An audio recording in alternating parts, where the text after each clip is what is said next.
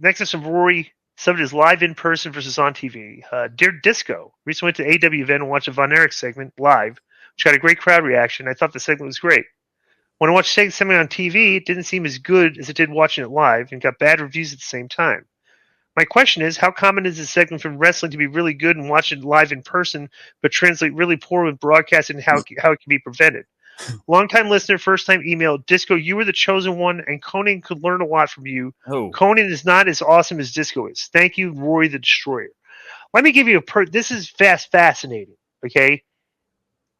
Bro, when was the last time you seen AEW like as a constant botch fest? That like they got a lot of green people. And you see that the AEW botches account, like they'll show the botches, right? yeah. When was the last time you heard the AEW fans chant at a missed spot like the ECW fans used to do? I can't think of any, I but can't think of it vaguely ever recall happening. one, but it was against the heel that messed up, but That's not right. often at all. Yeah. So the one thing the AEW does do a very good job doing is they have a very passionate, positive fan base that attends the live shows, that loves every show. And so it's that's credit to them.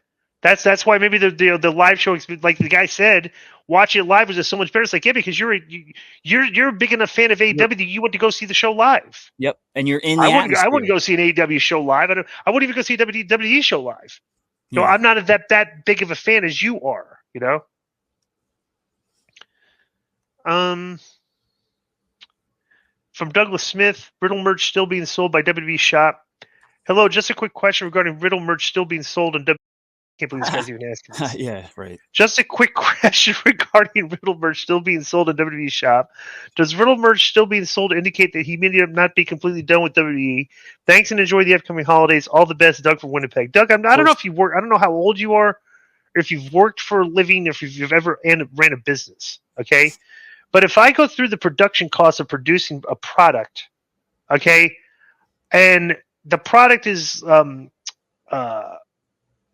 basically like the same the product that you would like one of my employees like this merch, right? If he leaves, you're still stuck with all that product. What are you supposed to do? Burn it and throw it in the garbage? No, you keep it for sale because like hopefully they sell as much as they possibly can because you spent the money producing it. I can't believe this guy even asked that question. Well, he's a Canadian. So he is. But let me just say about Riddle real quick, because I know I saw the question. I was like, they're not going to care about this, but no one's ever all the way done with WWE except maybe Ryback, But Riddle, of course, I think they would bring him back in a heartbeat if they felt that he was, I don't want to say, cleaned up or whatever the problem is. But no, he's wrestling for MLW in Philly after the new year. I'm actually going to go as the K100 correspondent as well. So. Oh, really interesting. Yeah. Next is from David Bentz. Subject is Cody's return to Rome. Cody's road to Roman. Dear K100 crew, since WWE created the WWE World Heavyweight Championship this year and CM Punk returned, it's a perfect combination to add legitimacy to said title by having a main event night one at WrestleMania. But in doing so, booking would have CM Punk win the Rumble. Said events happen, how would you book Cody end up being on SmackDown and face Roman for the title on night 2 of Mania? How about either the trade of Cody for Jimmy Uso to lead to that match at Mania, or Cody winning a cross-brand elimination chamber with all competitions being people the bloodline screwed over? That's like Cody, Drew, Sammy, AJ, whatever.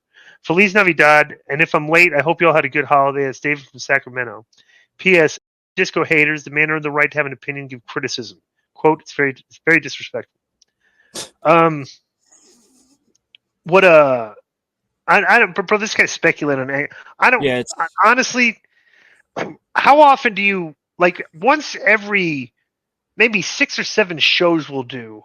I'll pull out this would be a good angle.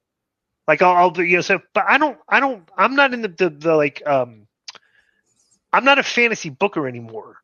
Okay, I watch the shows and I comment on whether I thought that was good because I don't want to predict or I want to be a fan. No spoilers. I want to see the product. I want to be surprised every single week. Yeah. I was arguing this with Vince. Vince is constantly talking about how bad that WWE creativism is. I'm like, yeah, well, they're still doing stuff that I don't know what they're going to do next. Mm-hmm. if you review our shows from like 4 or 5 years ago, we literally knew like every single segment that was happening that week based on who was coming through the curtain and what would happen the next week based on that. Yeah. And it's very simple to follow. They weren't challenging your thought, but like right now, it's like you can comment on whether you like the angles or not, but you'd be hard pressed to say that like you're going to know whether or not whether or not you know what's going to happen next, which is all I think every fan wants. Be surprised at a TV, be surprised, and they'd be like, "Wow, I never would have thought of that." Yeah, is ultimately what you want. Like everybody's speculating on the devil and stuff, everything, and it's kind of I'll do one speculation here on the devil thing. I think that the whole plan all along was Adam Cole, okay, and I think that they literally might be trying to stretch it out, the reveal as long as possible until Cole is healthy again. Sure.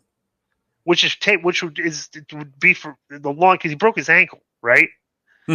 But in the big picture, it shows like in the middle of this content that you're doing, the devil and stuff thing, all the guys that like if it's Adam Cole and the Matt Taven, that little crew, if it's them, the other content they've been doing where they're the Adam and all it's been so silly, right? It's just right. It's just I don't know. It's just.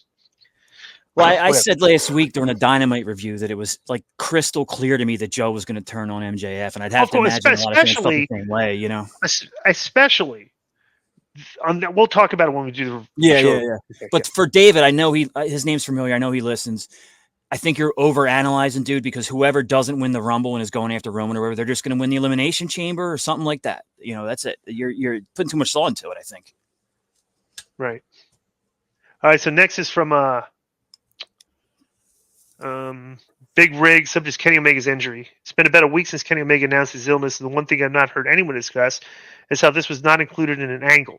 Seems like in years past, the heels would have attacked Omega and gotten some heat for putting him out.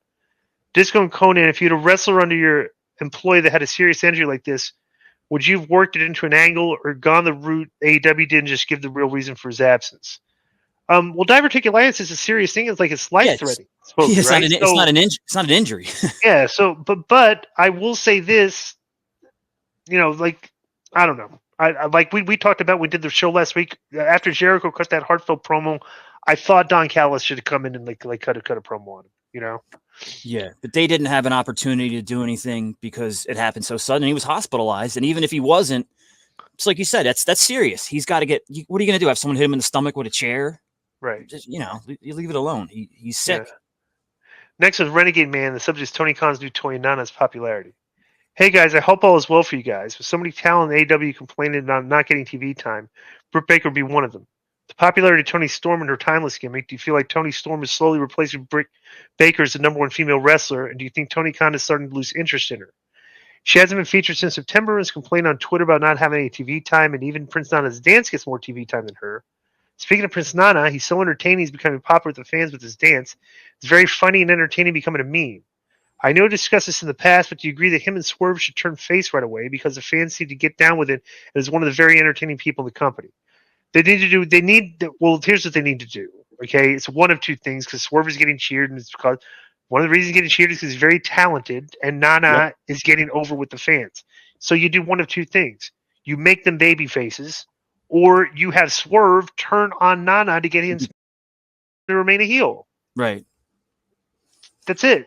And it's literally just two. You have two choices. But continuing to kind of make him like a heel, and he's still getting cheered. But that's why they had to turn Seth Rollins. Right. You have to, when the fans are cheering you, and you're getting, like 75% of the fans are cheering you, and they're not booing you anymore. It's like that is a red flashing lights. Okay, let's do the turn. He needs to be a babyface. So I don't know. The gentleman that runs Get Blitzed actually had kind of a score there because he got Prince Nana to plug his Get Blitzed product on like an Instagram video and wearing the shirt. I thought that was very smart. I think they're going to work together in Philly in the spring for the WrestleMania week.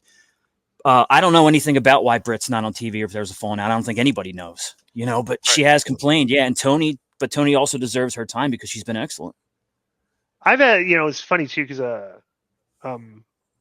like Swerve's cool. Like I met him and stuff. Everything. Like he's actually been to the club. Yeah, he's a good dude.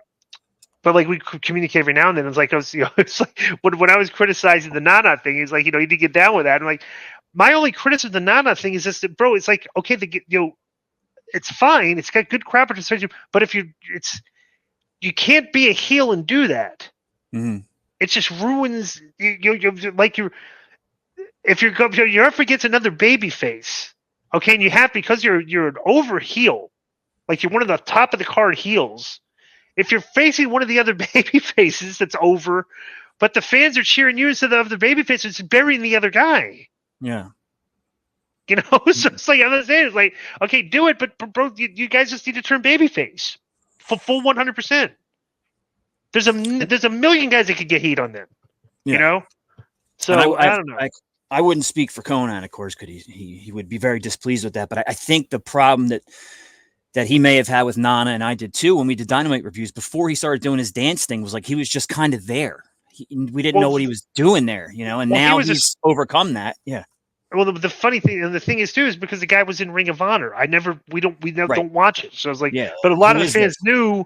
Oh well, he's good. I know. Really, I didn't even heard of this guy. It's like because Ring of Honor didn't have the reach. Yeah. Yep.